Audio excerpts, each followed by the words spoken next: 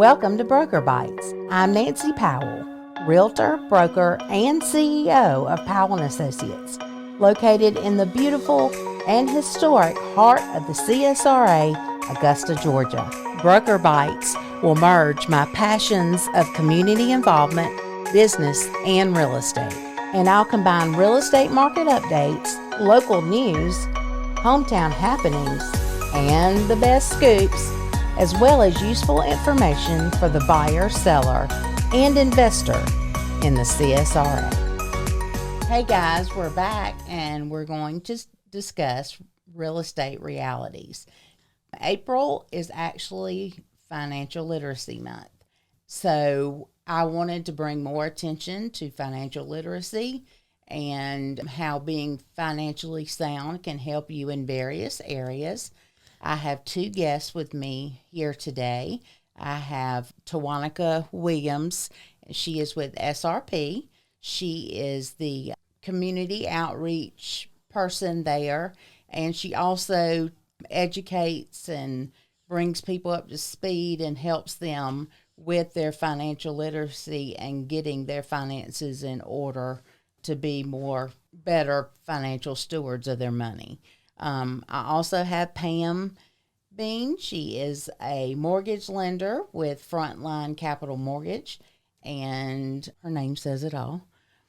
Being a mortgage lender, of course, she lends money on homes, and she's having a few challenges here lately, as most of you all know, with the interest rates rising and price and house value increasing and inventory down. It's very difficult right now to be both in real estate and in mortgage lending. So I brought these two ladies on to kind of give us a perspective of, number one, finances and how to be a good steward of your money with Tawanaca, just in a general sense. And I brought on Pam, since we do have all this going on with mortgage rate increase and things like that, to kind of give you some ideas of what's going on now, but what things you can do to make sure that you can get a better rate than what's currently out there. So welcome, ladies. Hi. Thank you for coming. I'm glad to have both of y'all, strong women who are smart. So I really want to start with you, Tawanaca. What are some things that you tell some of your clients, or your, customers that come in the bank? Do you have a situation where a customer comes in and says, I got to get my finances straight. Can you help me? Yes. So one great thing about SRP, Federal Credit Union, we have 4 certified financial advisors. And you're one. And I'm one, actually. And so we can have one-on-one sessions with our members to get them on track on whether it's short-term goals or long-term goals, such as buying a home.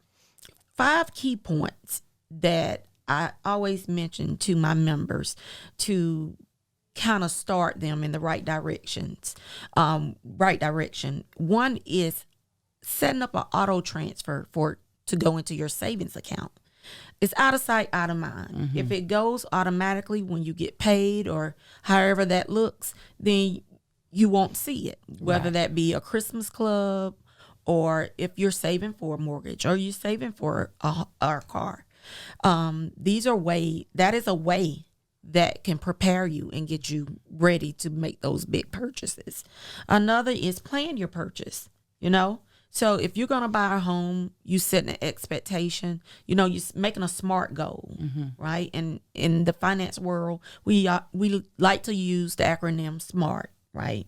So making a SMART goal, you've been specific, you having measurable goals, you're making it attainable, relevant, and put a timeline on it. So that is what is considered to be a SMART goal, okay? And saving your bonus cash. If you get a bonus incentive, put that back Don't just spend it because you have it. Or As far as like when we all got the rebates and stuff during COVID, just took it away for a rainy day. In Correct. other words, correct. And, not just go out and buy upgrade TVs just because you can, Right. So you want to make your money count for you. And have a plan for spare change. You'll be amazed of how, much you could save just from spare changes. Every time you have change left over, you empty your purse at the end of your week, or you empty your pockets, and have a place for that. I have a funny story about that. But anyway, go ahead. And lastly, I would say track your financial progress. What that looks like for you, whether that's a teammate, your spouse, or whomever. You guys sit down together and track how much have you saved in this last month or the next 6 months, the last 6 months Right. or a year. If you track your progress, that sometimes makes you feel rewarding. Right. Sometimes you have to tighten the belt for goals that are in the future. The reward at the end is, a nice house that you own and get to enjoy. So that is correct. I would say take a picture, post it, put it around you, put some things that motivate you around, and that way you can kind of what you're working toward. You know why you're eating that ham sandwich. Right. Because you see it. It's in the forefront. Yeah. You see why you're making a sacrifice. Right. So, and I would say we all make sacrifices for things that we want. Right. As far as home purchases, bringing real estate back in, since the inventory is low and it's hard to find one, this is a perfect opportunity to, set up a schedule or a plan to do that in hopes that the market will balance itself back out. You'll have plenty of inventory to choose from instead of having to beg and give your firstborn child, to get a house and things like that. Or if you follow these steps, even though the house is where it's at, Right. if you follow these steps and you have enough money saved, it doesn't matter because you have negotiating power. But if you don't follow these steps, you don't have negotiating power. Yeah, if all you've got is just a loan from the lender, but you don't have any extra to kind of put up towards it, or say you have an appraisal gap where it doesn't appraise for that amount, then you don't have the cash to make up the difference if that's what you want to do. So you're exactly right. Those are some great points. I think I need to probably apply those to my life. I do too. Well, y'all can always come see me for free. My husband, who is a CPA and wealth management, he tries to tell me this, but it's your husband telling you versus. It's different when you're hearing from somebody else. But honey, the jacket looks so cute. Anyway. But, we have talked about being more careful with our money, more cognizant of what we're spending on, setting up a budget, looking at everything and seeing where we can do some things. Not that we're looking to buy a house, but things come up, and you need that, your car tears up and it costs $5,000 to fix it. Well, you need that kind of money stuck away, Right. And that gives you a peace of mind. And I imagine those clients that you've started on those things, and now that they have become financial stable gurus, and they have a better feeling about themselves, about their family. They have more comfort. You provide a very good service. Thank you. And you do go to other places and talk too. So SRP, some of the things that we offer to our members in the area, we do offer free money management seminars for teen and adults, and those are virtual once a month. We also offer free financial literacy courses where we will come out, do it virtual or however, to all ages ranges from 4 to adults, schools, organization, churches, wherever, it doesn't matter. We would come out. We would, long as time permit, we would make it happen. Coming soon, SRP, we are rolling out a new program. It's going to be some enhancements to our financial health options. Mm-hmm. So if you want to know any more about anything that SRP offers, you can go to the website, the www.srpfcu.org. And it has information. And you can find me up there also. How are you received when you go into schools and talk to the high school students? Are they pretty receptive or? Yeah, so what I've learned is, because we teach all ages, so I have to adapt to the students or the age group. I can tell you that one of the most popular exercises we do is one called Spend, Save, Share. So that's typically where I start out with my students, and it's an exercise that they do with Smarty candy, and the candy is their money. Right. So if I open with that, like, I get their buy-in, their participation. So once I get their participation, they're all ears at that point. You know yourself, they're just not covering that in school. No, they're not. And that's something that's very important. Yes, it is. So if your children ever need this one-on-one guidance, please feel free to reach out to me or one of my colleagues, and we'll make sure, to get their wheels spinning, their mind turning. Yeah. Well, thank you for sharing that. I'm going to switch over to Pam. Let's dive into mortgages, which is so much fun. Pam is a mortgage lender. I just kind of want to define that real quick. You have banks that have a mortgage division, but you also have mortgage companies that have lenders that they're set up a little different. And a mortgage bank that's a bank with a mortgage division, they can only promote or use their products that they have, whereas you are a lender and you can shop the different mortgage companies out there. And Frontline is a broker. Right. Yeah. So we have access to many lenders, which does allow us to shop different products, investment loans, all the conventional FHA, VA, all of that we can shop for them, as well as shop rates. So, and then I'm a loan officer for Frontline Capital. So my job is to get the buyer in and review a lot of what you talk about, the financial literacy and where they are, and are they ready to qualify for a loan? And if they're not, how do we get there? And then find the best product for them. And sometimes it's making a plan for down the road. I've done that with plenty of buyers. Yes. It isn't always... Several of mine. Right. And but that's something not all mortgage lenders do. No. Pam does take time to sit down and go over their credit report or whatever and say, if you do this, this, and this in 3 to 6 months, you'll be where you need to be and we can move forward. Right. So that's important, because a lot of times when buyers get turned down, they just give up. And so with her kind of keeping in contact with them and kind of showing them what to do, it helps a lot. Right. I appreciate that. Thank you. I usually say maybe no today, but that doesn't mean no forever. And let's make a plan. And how can we get things where you need them to be? I'm going to ask the question that's the elephant in the room.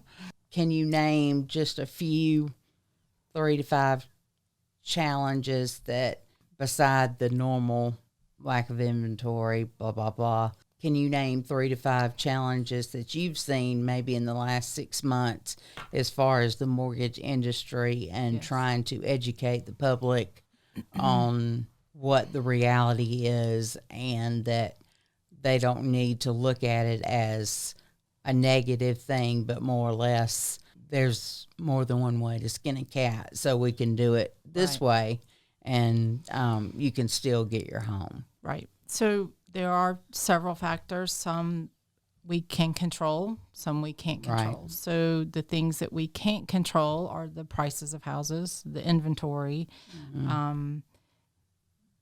and then there are things we can control, like your low credit score, your debt to income, which I can talk about that a little bit more, and then what options you have to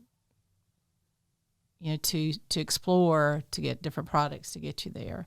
And then, of course, the biggest right now are interest rates. You can't control interest rates. So how do you tackle that? And so, yeah, those are the What biggest about, challenges. I've seen and read a lot where some buyers are, because they're a lower rate, doing ARMs for about 5 years and then refinancing in hopes that the rates go down some. So when COVID hit, ARMs are one of the things that went away completely, and they did not offer them. Let me explain what an ARM is. Yeah, It's an I can adjustable rate Right. mortgage, which means that the rate can adjust. Usually it's 2%. It can adjust 2% down or 2% up of the main rate, correct? Right. Okay. And that's a good product to look at if you know what you're going to do in 5 years.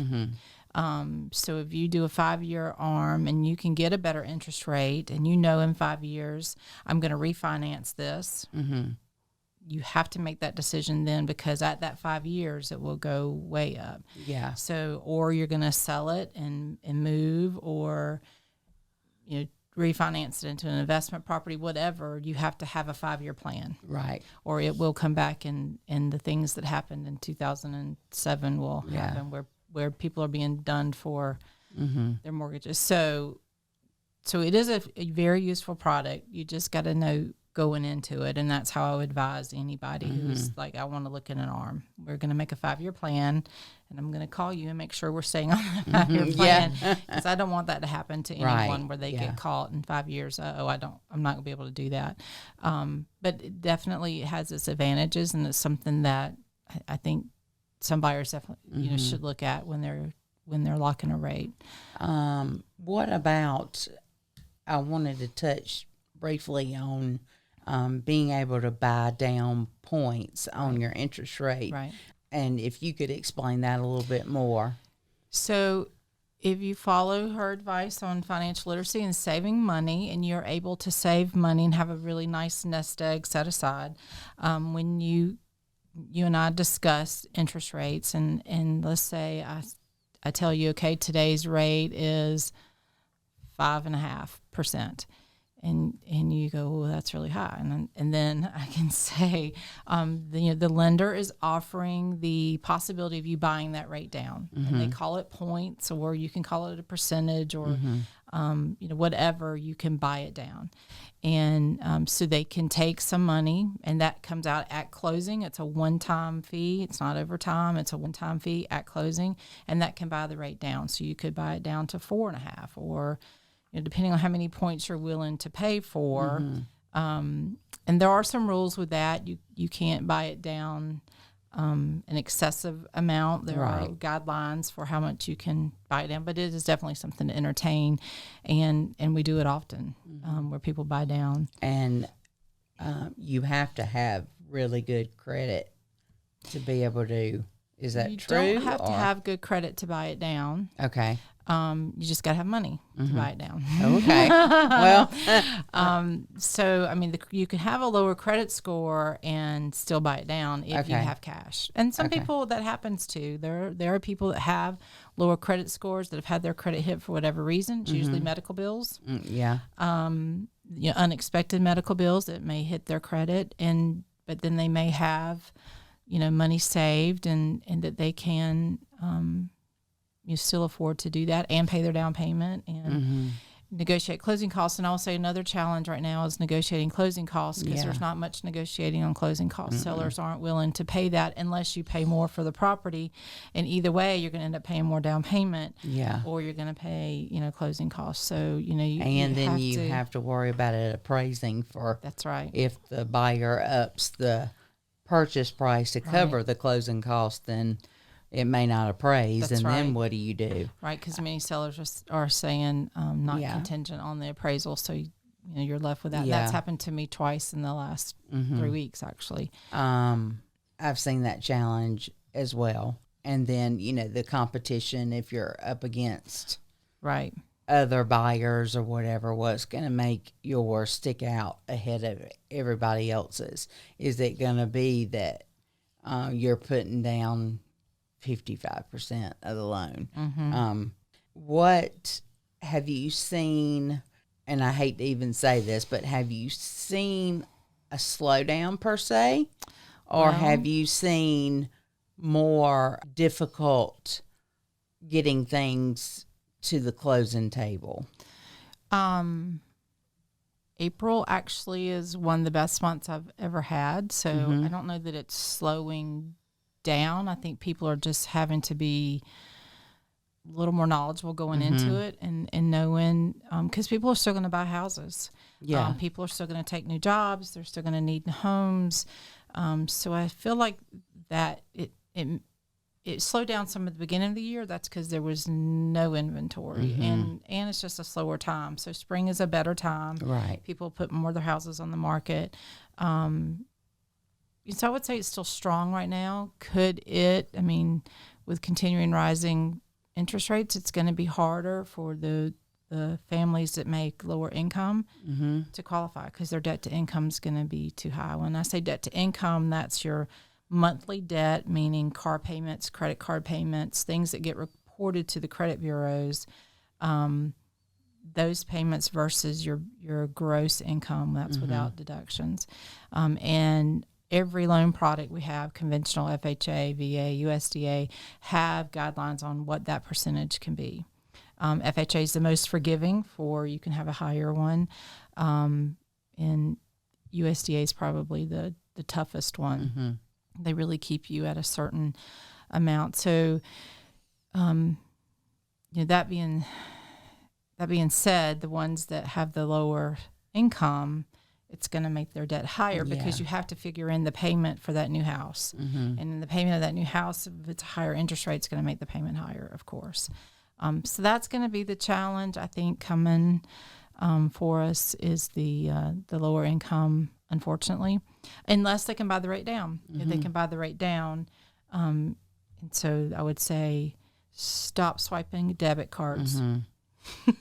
And I say that because I see a lot of bank statements, and that seems to be one thing people do a lot of is because you're not thinking about it. Don't think about it. So buckle down. It's funny Get the envelope part. Yeah. It's funny you mentioned ham sandwiches because I often tell my buyers, okay, now you have to save all your money, eat ham sandwiches. I've said it lots, or peanut butter and jelly. So that's really funny when they get to the closing table. Can I have a steak tonight? Yes, you can go have a steak. Well, tomorrow. Let's get this done. Have you had a few that have, because the interest rates have gone up, it's knocked them out of being able to afford either a house that they're looking at or the house that they already have a contract on? Haven't had it happen where they've had a contract already on. I have some buyers now, in watching the interest rates, I have that discussion with them. Often it just means they have to lower their purchase price, and that's hard with the inventory challenge is when they have to lower their purchase price amount. But it's still doable. I haven't been knocked out yet. I haven't somebody on my team this morning said he had someone change their mind and said they were going to wait a little longer. That hasn't happened to me. Not to say that it won't, but it just hasn't happened to me yet. Well, I'm glad of that. Because it is very disappointing. And have you upped your steps to educate people?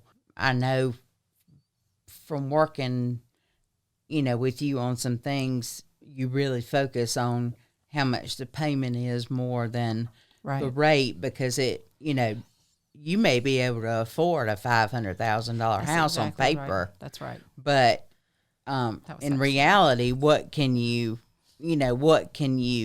handle? Right.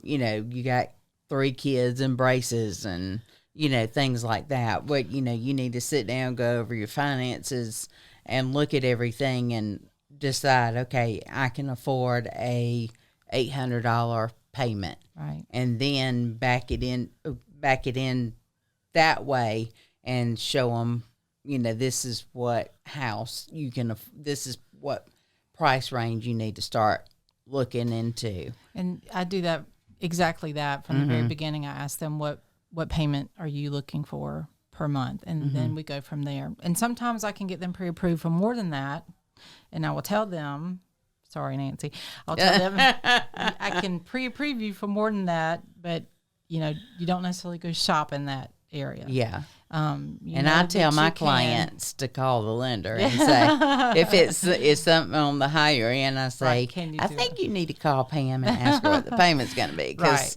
That's right.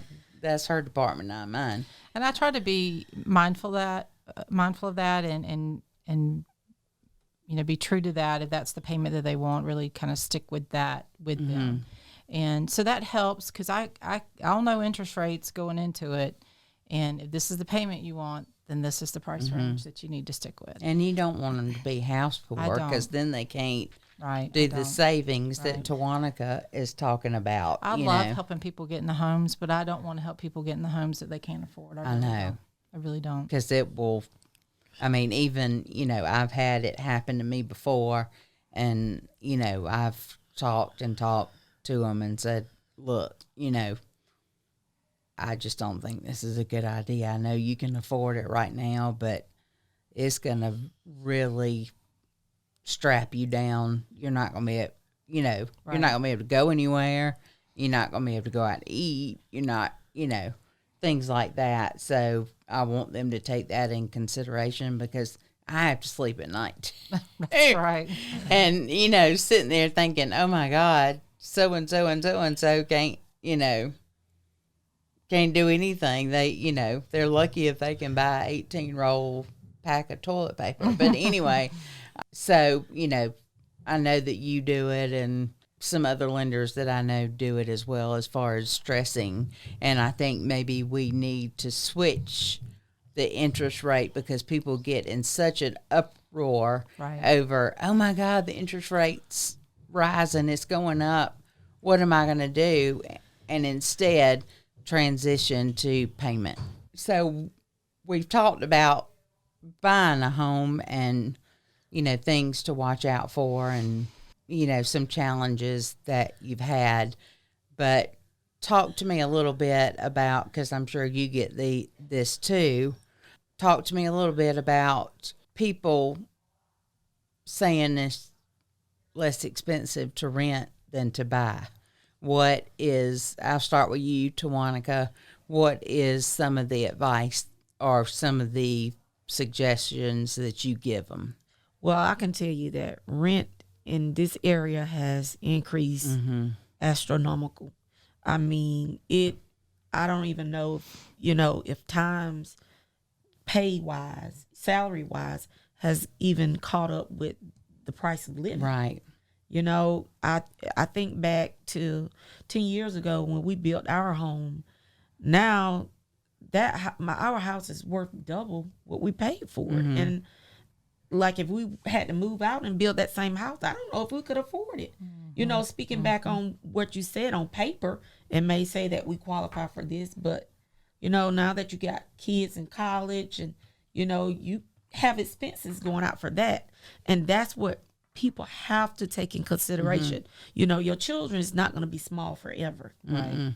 So when they go to college, it's a whole different ball game with paying out.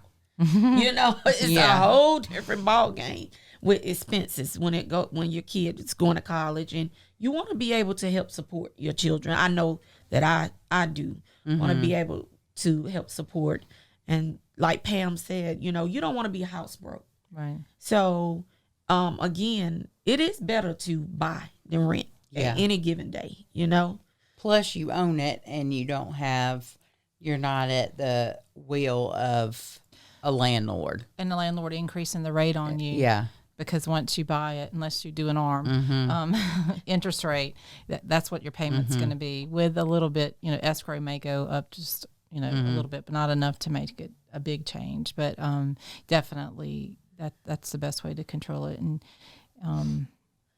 just to live in a nice apartment complex, yes, you're going to pay more than you pay for a mortgage. Yes. Yeah. And I, to bring this back up again, Augusta, Georgia, is 38.7% increase in rental rates over the past year. That is number 5 in the entire country. Why are you paying somebody else's mortgage? Exactly. And When even though you the could- rates are high, Yeah. they're still lower than they were when I bought my first house. And the other thing I don't always like to talk about at the very beginning of purchasing a home, but if the rates are high now and they go down, then you always have the opportunity to refinance it into that lower rate. Yeah. And I don't like saying that from the get-go because it's like I'm trying to get both ends of the business. Right. But it is a reality. But that is a possibility. Absolutely. Yeah, go ahead and Absolutely. do it now, and then right. then when they come down some, Right. You refinance let's it and it'll refinance. lower your And you may have some equity built Already up in in it. your home, That's and you exactly can right. do a cash out or whatever. Sometimes you can, yeah.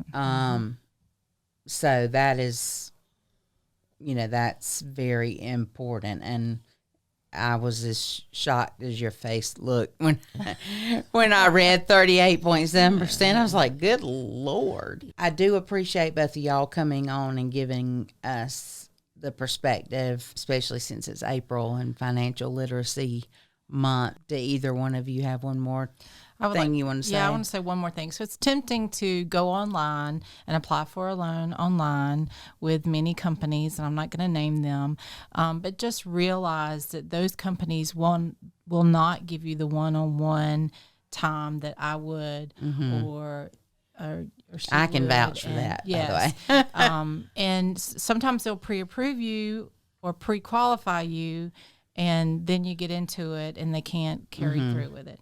And so you're much better off to talk to someone that can do financial advisement or to a loan officer that will sit down with you and make a plan than to do those quick online applications. Click the link in my signature. And, Right. Tawanaca, you... Just to piggyback off of what Pam stated, it is important to deal locally, because you have that person that you can walk in or pick up the phone and call. And you may run into them in the grocery store. So and I will tell you, you don't need that, and you don't need that. No, yeah, that's right. And so with SRP, we, credit union, our motto is people helping people.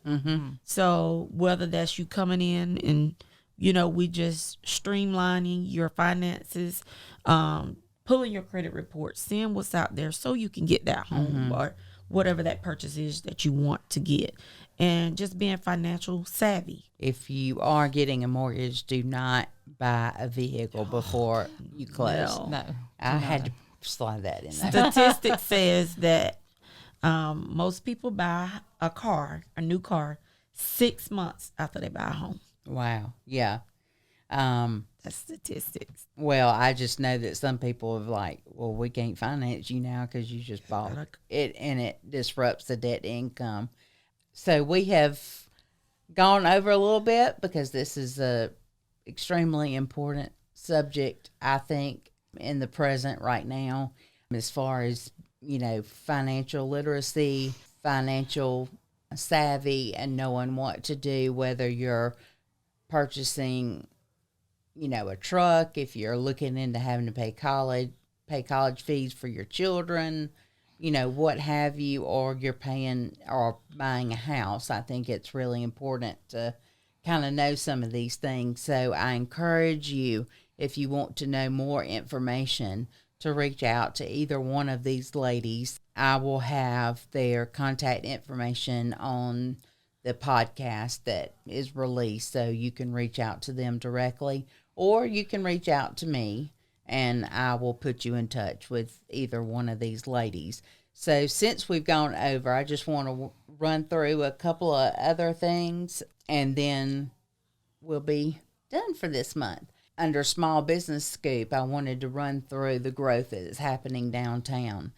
We've added 8 restaurants. We have added 6 new residential buildings for mixed use, meaning they live in the top and they have some kind of retail at the bottom. We have got a lot of that. We've got several new gift shops, bookstores, clothing boutiques, things like that that have come downtown and set up shop. And so that's always exciting to see Augusta grow in that way. As far as today's trends, I wanted to make sure that I pointed out one of the trends that we're seeing is customer-centric approach. After COVID happened, it became more about relationships and closeness with your family and things. So they have taken that theory, that psychological observation, and applied it to businesses and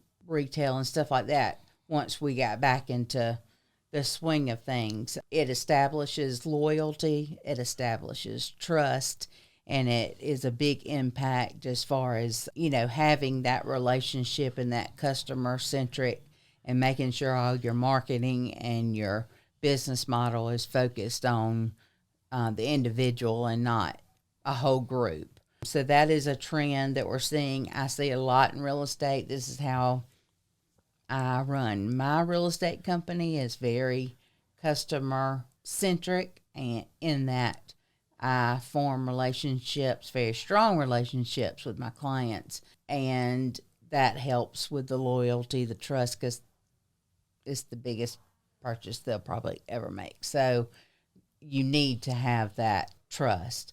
Hometown happenings, I just want to say real quick that I was excited for Masters to be back full force, bringing that economic revenue into the town for a week. I saw tents and stuff all set up and all up and down Washington Road. And I will tell you that they did not have the peach ice cream sandwiches, unfortunately. But there's several restaurants around here that took the call and made their own and sold it to the people. So we didn't go out without too much. So, I was very excited to get back to normal, to welcome everybody to our city, and to have the Masters back the way it's supposed to be. And the last thing I want to touch on is Nancy's Notables.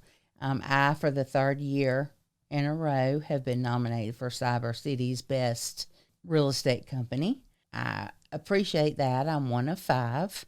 So, and I will let you know when the voting starts, but the voting will start to pick the top 3, and then the winner will be announced. But I'm very honored that for the 3rd year, small doesn't always mean not as much pizzazz or whatever. Small businesses can generate just as much success as bigger businesses. So, and that, to me, by being nominated for the 3rd year, that resonates with me, that just because I'm small doesn't mean that I'm not making an impact in serving my clients well. So I'm excited about that. So stay tuned for information on how to vote for me. And with that said, we have concluded another great episode of Broker Bites podcast. Thank you again, Tawanaca and Pam, for coming and enlightening us. And I will see you next month in May. I hope you have a great rest of the month in April and a wonderful Easter. This is Nancy Powell, Downtown Augusta Broker, and I'm signing out. Thank you.